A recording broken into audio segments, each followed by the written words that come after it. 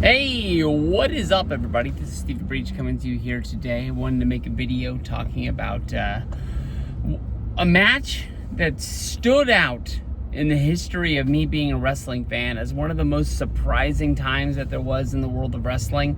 It's something that I sort of grab hold to because this wrestler went from having like a career of being like a career job guy in almost every company he ever went to.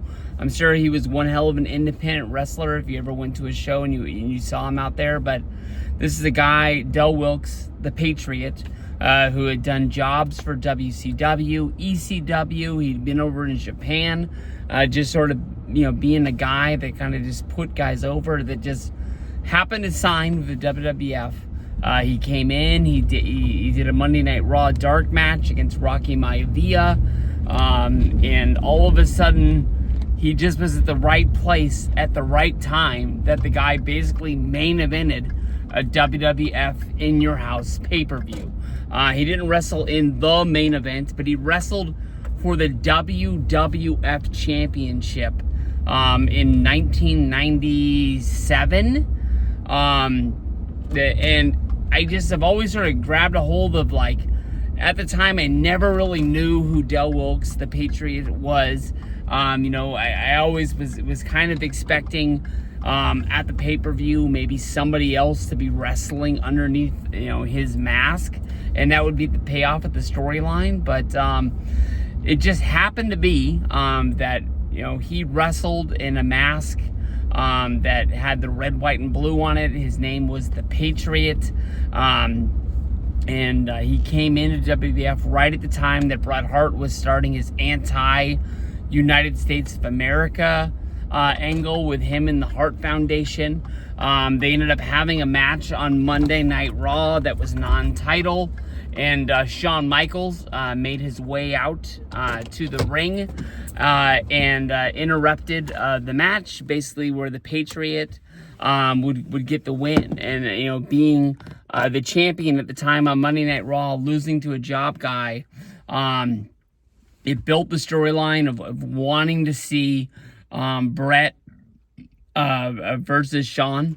At the time, at SummerSlam, the pay-per-view before, it was kind of like a passing of a torch almost kind of match in the main event.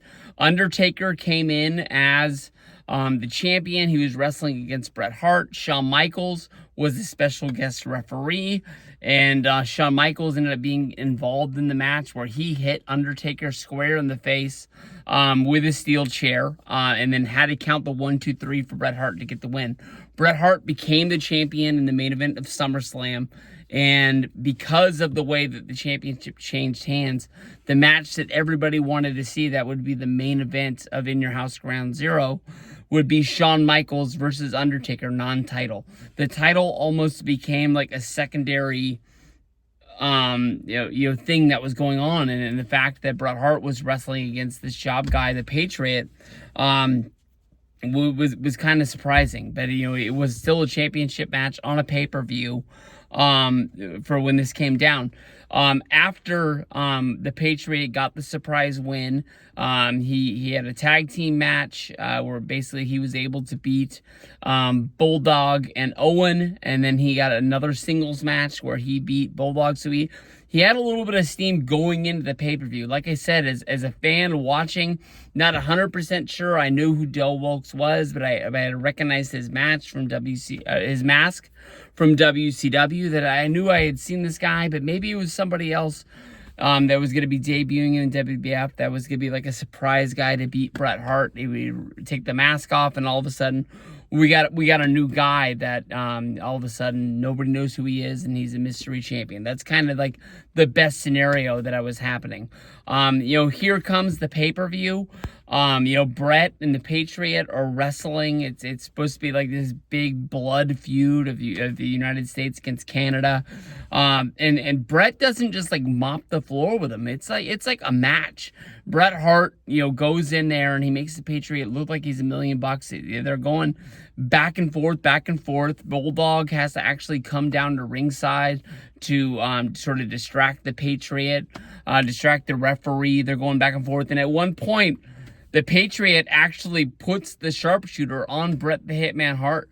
Bret the Hitman Hart has to like deep down pull his guts out, and he basically just rolls over, reverses it, slaps on his own sharpshooter. They ring the bell, and the match is over. Bret Hart wins. It was a really good match, but at the same time, it's kind of surprising is where like the Patriot was at the time. You know, the Bret Hart, and the Bulldogs start to beat down on the Patriot. Pat Patterson has to come down to the ring, and Bret ends up like beating up on Pat Patterson as well. But from there, they go to the next pay-per-view. I think the Patriot wrestles against Flash Funk.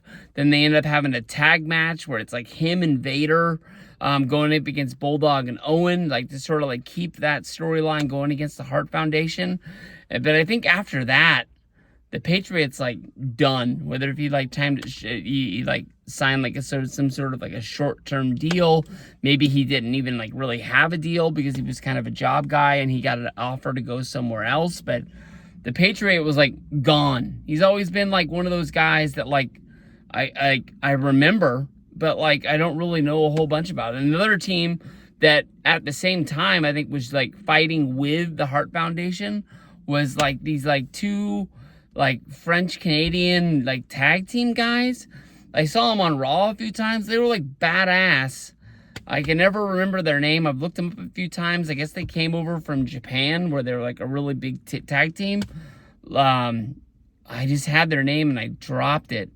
And but like that was the same thing. Like they got a push in WWF, they got the exposure, and they were just gone after that. It didn't really make any sense. But if you got time, go check it out. The Patriot against Bret Hart, probably like the most surprising, really good WWF Championship match from it in your house.